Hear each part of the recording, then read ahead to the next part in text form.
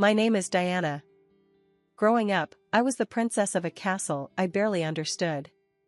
My parents, bless their souls, had more money than some countries, but they made sure I knew the worth of every penny. Money talks, but wisdom listens, Dad would say, and Mom insisted on me knowing how to budget before I even knew how to properly spell luxury. Life was a fairy tale until it wasn't. At 12, their private jet crashed, and my fairy tale turned into a stark reality overnight. Grandma took me in. We lived in a modest house far removed from the opulence I was used to. It was a different kind of life, one where luxury was in the love and care, not the material. My inheritance was a distant promise, locked away until I turned 25. So, I adapted, learned, and thrived under Grandma's guidance. College was my escape and my grounding. That's where Alex came into the picture. He was as far from my world as one could get, a scholarship kid with a heart of gold and a wit that could cut through any pretense. We clicked, in a way I never expected. Bringing him home to meet Grandma was a nerve-wracking experience. I hadn't told him about the money. Better he doesn't know, not yet, Grandma had advised, and I saw the wisdom in her words. I wanted Alex to love me for me, not my bank account.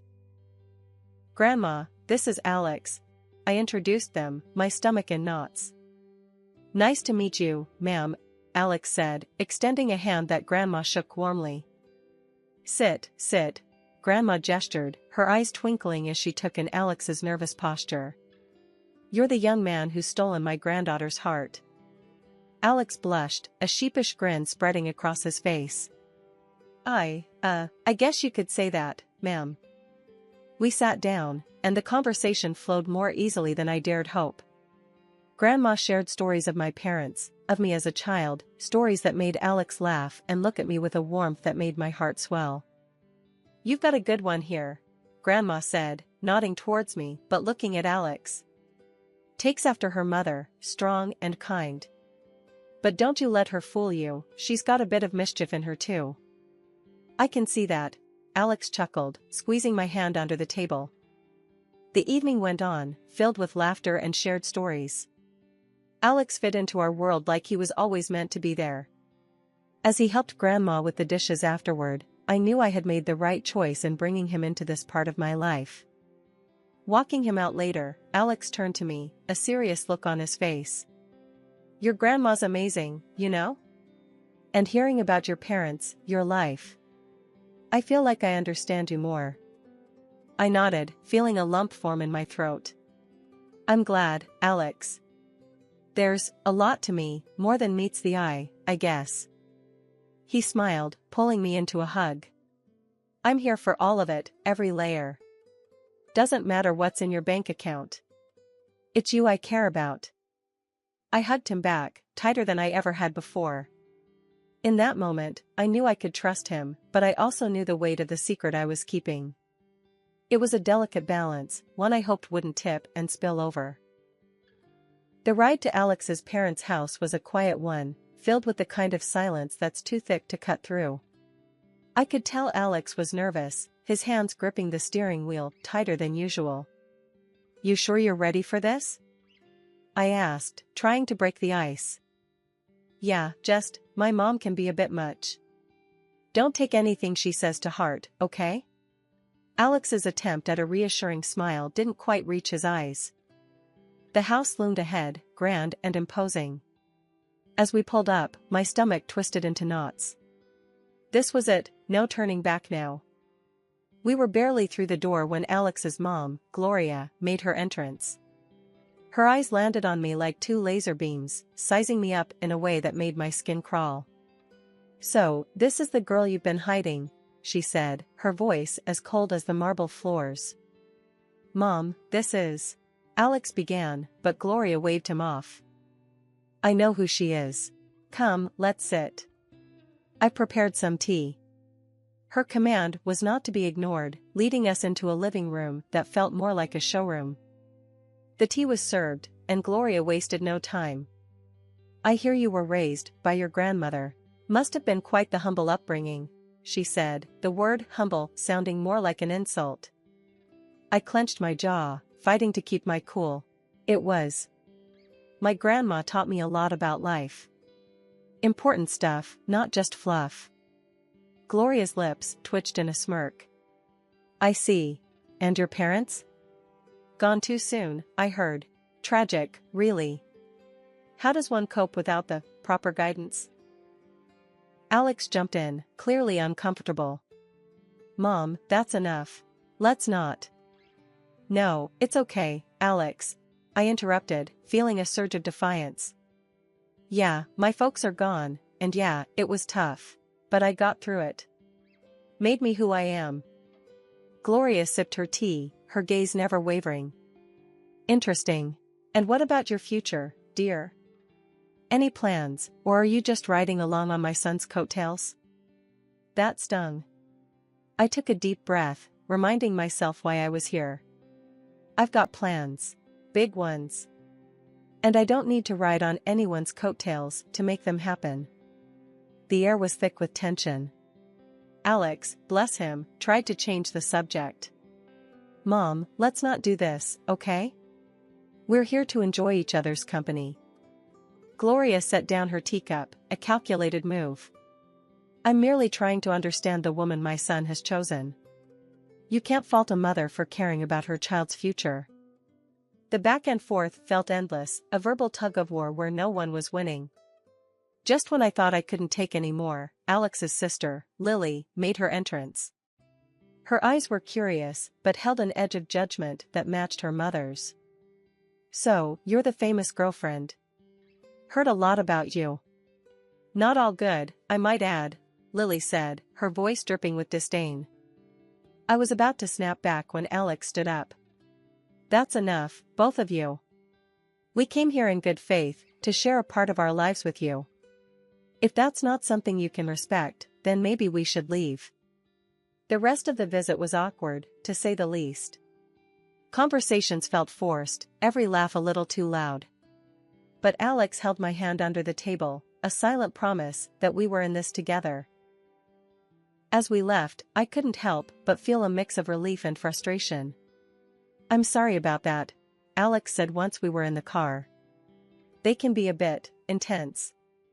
I sighed, watching the lights of the house fade in the rearview mirror. It's not your fault. But man, your mom and sister, there's something else. Alex chuckled, a sad sort of sound. Yeah, they are. But hey, we survived, right? Survived and stronger. I agreed, leaning my head against the window. The night sky was clear, the stars shining bright. Maybe it was a sign. No matter how tough things got, there'd always be a way through. The warning came swift and sharp, like a slap to the face, at our next awkward family meetup. Gloria, my future mother-in-law, didn't waste any time laying down the law. If you two are serious about getting married, we're getting a prenup signed, she declared, her eyes drilling into me as if daring me to object. I kept my cool, shrugged, and let out a low, fine by me. I'm not after your son's money. Alex looked like he wanted to crawl into a hole and disappear. Once we were out of there, he was all apologies and promises. My mom won't get in our way, I promise. We'll be happy, he said, his eyes pleading for me to believe him. The wedding planning sailed smoothly enough, but the big day itself? That's when the storm hit. Lily, the sister-in-law-to-be, got sloshed beyond belief and decided it was showtime. In the middle of our reception, she staggered up, glass in hand, and slurred out accusations loud enough for the back row to hear. This one's a gold digger. Doesn't know the first thing about our kind of life. Illiterate, trying to snag my brother's cash. After that, there were other antics, molesting guests, and other things that are not customary to talk about in decent society. I felt my face flush hot with anger and humiliation. Without a second thought, I pulled out my phone and called the cops. This drama needed an audience, and I wasn't about to let Lily's performance go unchecked. The aftermath was a hurricane of accusations and threats. Gloria vowed revenge for the disgrace I'd brought upon their family. You've made a mockery of us. The press will have a field day with my daughter's antics, thanks to you. Alex was torn, trying to play peacemaker in a war that had no room for neutrality. I saw the strain in his eyes, the way his shoulders sagged under the weight of his family's drama and his desire to keep us afloat. But I stood my ground, my resolve hardening. This wasn't just about me anymore. It was about drawing a line, about not letting wealth or the lack thereof dictate how I was treated. As the dust settled, and the night grew quiet, Alex and I sat amidst the wreckage of what was supposed to be our happiest day. "I'm sorry," he whispered, his voice heavy with unshed tears. "I never wanted any of this." I took his hand, feeling the rough edges of our new reality. "We'll get through this. But things need to change. Starting with setting boundaries with your family." The vow we made that night wasn't just about staying together. It was about fighting for the respect we deserved, about not letting old money or old grudges define our future. 2 years slipped by since we said "I do," and those vows felt heavier every day. Gloria practically vanished from our lives, and honestly, I didn't miss her one bit. But it wasn't just her absence that marked those years, it was Alex's changing attitude that really drove the wedge between us. He'd come home late, if at all, muttering excuses about work that didn't quite add up. The warmth we once shared cooled into courtesy, and then, even that faded. The tipping point came one night when he threw his jacket on the chair like it had personally offended him and said something I never thought I'd hear. "You know, I could have done better. Married someone with a bit more class, more in line with my circle." His words stung like a slap. I stood there, gobsmacked, wanting to scream, to tell him about the fortune that was mine. But Grandma's voice echoed in my head, advising patience, to see Alex for who he truly was.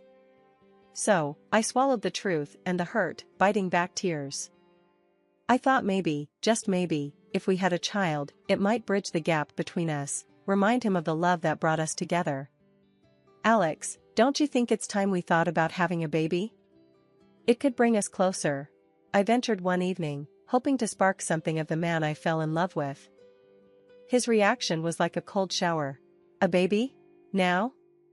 Don't be ridiculous. We're not ready for that. Not by a long shot." That conversation shut me down. It wasn't just the refusal, it was the disdain, the way he made it clear that what I wanted, what I thought could save us, was nothing but a foolish fantasy. Days turned into weeks, and those weeks into months of silence, of living side by side but not together. Each rude remark, every late night, added another brick to the wall between us. I confided in Grandma, poured my heart out over cups of tea that had gone cold before I could finish them. "He's not the man I married, Grandma. I don't know if he ever was." She listened, her eyes sad but understanding. "You can't make someone be who you want them to be, darling. Sometimes, we see what we want to see, until we can't ignore the truth any longer." Her words, though heavy, carried a sliver of relief. I wasn't crazy, I wasn't asking for too much. I just wanted a partner, someone who saw me as an equal, who respected me. But as the days passed, it became clearer that wasn't who Alex was. Not anymore, if he ever had been.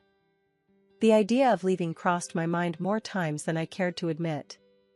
But every time it did, I pushed it away, hoping against hope that something would change, that the man I loved would find his way back to me. The vibe was set for a killer party. I'd gone all out for Alex's birthday bash, hoping to bring back a spark into what had turned into a pretty mundane marriage. No expense was spared, and the guest list was a who's who of our closest pals. Notably missing from the invite list were Gloria and Lily, my mother-in-law and sister-in-law. Their drama was the last thing I needed ruining the night. Alex was in high spirits, soaking in the adoration and well wishes from everyone. For a moment, it felt like we were back in the honeymoon phase, all laughter and inside jokes. But that bubble burst the second Gloria and Lily crashed the party, uninvited but clearly expecting to be welcomed.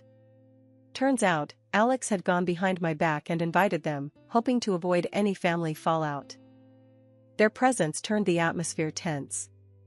Lily, in true form, made a beeline for the booze, dressed in an outfit that screamed "look at me," and not in a good way.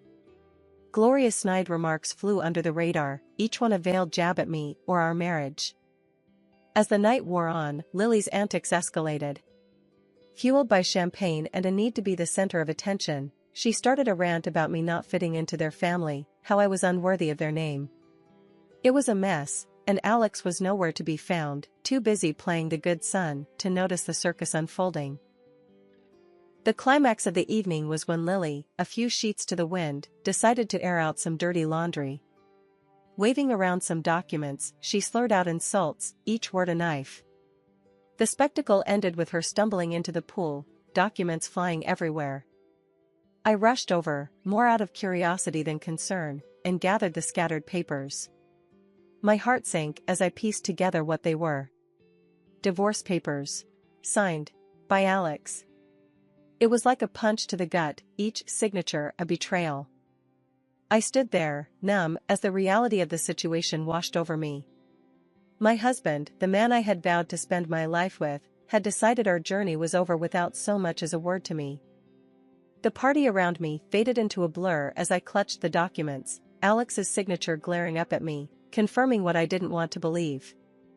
This wasn't just a party to remember, it was the end of everything I thought we had. In the aftermath of the pool incident, I sought clarity amidst the chaos. My heart pounded as I approached Alex, holding the soaked documents that had unwittingly unveiled a truth I was unprepared for. "Alex, what's this about?" I demanded, my voice stronger than I felt, thrusting the divorce papers toward him. Before he could respond, his mother interjected with a smugness that made my skin crawl. "Oh, dear, looks like your little scheme didn't work out, did it? Alex is leaving you. Thought you could trap him with a baby for his money?" I stared at Alex, searching his eyes for any sign of the man I married. But he couldn't meet my gaze, his silence more telling than any words. With resignation, I signed the divorce papers. They were just a formality now, a closing chapter of a book I no longer wished to be part of. As the dust settled, Grandma approached, her presence a calming force. She didn't need to say anything, her eyes conveyed volumes of empathy, understanding, and an unspoken support that bolstered my resolve. It was then she decided to reveal the truth, not just to me, but to everyone present. "She doesn't need any of your money," Grandma declared, her voice steady and strong. "In a month, she turns 25 and will inherit a fortune far beyond what you could imagine. She's been raised to value people over wealth, to seek out genuine connections rather than financial gain." The room fell silent, the weight of her words hanging in the air. Gloria's face morphed from smugness to shock, then to a desperate kind of greed, as she quickly began backpedaling, her apologies as transparent as they were insincere. Alex, too, seemed suddenly eager to rewrite the narrative, insisting his intentions were never to hurt me, that he was merely influenced by his mother. But it was too late. The veil had been lifted, revealing the stark reality of our relationship and the motivations behind it. I met their apologies with a quiet smile, not out of forgiveness, but out of an inner peace that came from understanding my worth, independent of the wealth that awaited me. "You've shown me your true colors," I said, my voice imbued with a newfound strength. "As for surprises, well, I've prepared another one for you." And at that moment, a loud honk echoed through the tension. Outside, a sleek, luxury car rolled up to the gate, the one I had secretly bought for Alex as a surprise. The irony wasn't lost on me. I couldn't help a bitter laugh as I excused myself, stepping outside to confront the final act of this drama. There it was, the epitome of luxury on four wheels, a symbol of the love I thought we shared, now just another piece in the game of pretense and betrayal. Without a second thought, I slid into the driver's seat, the leather cool and unyielding beneath me, much like my resolve. Grandma, ever my rock, joined me, her presence a silent testament to the strength and dignity that ran in our blood. Turning to face the house, I saw Alex and his mother at the door, their expressions a mix of confusion and awe. "Everything from now on goes through my lawyer," I called out to them, my voice clear and devoid of the warmth it once carried. "And don't worry about my stuff. I'll have a courier pick it up." Their faces, once smug and self-assured, now painted a picture of realization and loss. Not just of the wealth they coveted, but of the person they underestimated. With that, I turned the key, the car's engine purring to life, a sweet sound that promised freedom and new beginnings. Grandma and I shared a look, a silent agreement that this was the first step toward a future unburdened by deceit and manipulation. After the revelations and dramatic exits, the air seemed clearer, as if the truth had not only unveiled the greed and deceit but also cleansed the path ahead. It wasn't long before the first test of my newfound resolve came knocking, or rather, calling. The phone rang, its shrill tone slicing through the calm like a knife. On the other end was none other than Lily, her voice dripping with an unfamiliar sweetness. "Hey, I just wanted to, clear the air between us. We're practically the same age, right? We could be friends." I couldn't help but let out a short, disbelieving laugh. The contrast between this sugary tone and her usual disdain was stark. "Friends?" I echoed, the word feeling foreign. "You mean like how friends don't badmouth each other at parties or try to humiliate them in front of everyone?" There was a pause, a moment where I imagined I could hear the cogs turning in her head as she searched for a response. "Well, water under the bridge and all that," she attempted feebly. "Water into the pool, you mean?" I shot back, unable to resist the jab.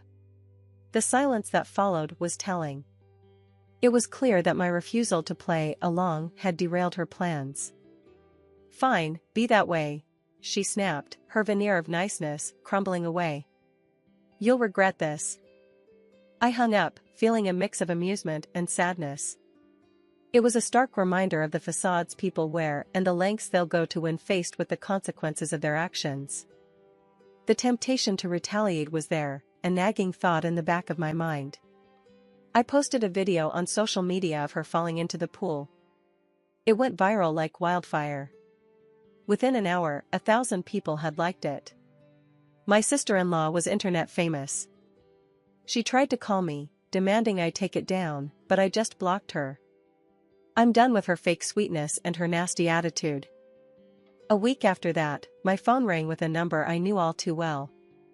It was Gloria, her voice unnaturally sweet, offering an olive branch she hoped I'd grasp. "Let's put the past behind us. For Alex's sake, can't we reconcile?" she suggested, as if the wounds were mere scratches that could heal with a band-aid of words. "No, Gloria. That ship has sailed," I replied, firm but not unkind. There was no anger in my voice, just a resolute peace. "I wish Alex well, but our paths are diverging. I'm looking forward, not back." Not long after, Alex made his own attempts at a reunion. One morning, I found a bouquet of flowers at my doorstep, the card bearing a simple "I'm sorry, please come back" message. The sight of them sparked more anger than affection. Without a second thought, I tossed them into the trash. His efforts didn't stop there. He tried to visit, showing up unannounced with the hope of talking things through. But I wasn't the same person he left behind. His presence, once a source of comfort, now felt like an intrusion. One evening, as he made yet another uninvited appearance, I met him at the door, with a resolve as hard as steel. "If you don't stop this, I'm going to the police," I warned, my voice steady and firm. "Your apologies can't undo what's been done. It's over, Alex. Really over." The gravity of my words finally seemed to reach him. His shoulders slumped, and with a final, lingering look, he turned and walked away. That was the last I saw of him. In the time that followed, I threw myself into charity work. It became my passion, my purpose. Helping those truly in need, connecting with people who valued kindness over wealth, brought me a joy I hadn't known was missing. Living with Grandma, I found peace in our quiet routine. We'd sit and plan our next project, our next way to make a difference. It was during these moments I realized this was where I was meant to be. I had no illusions about the road ahead. It would be fraught with challenges, perhaps even heartache. But I also knew it would be filled with joy, with moments of unbridled happiness, and the kind of love that enriches the soul. And so, I live my life looking forward, not back. I work, I help, and I hope. I believe in a future where I'll find true love, not defined by wealth or status, but by genuine connection. And yes, one day, I'll have those 3 beautiful children I dream of. But for now, I'm content. I'm building a life of purpose, surrounded by love that doesn't ask for anything in return. This isn't just the end of a chapter, it's the beginning of a whole new book. And I'm the one writing it.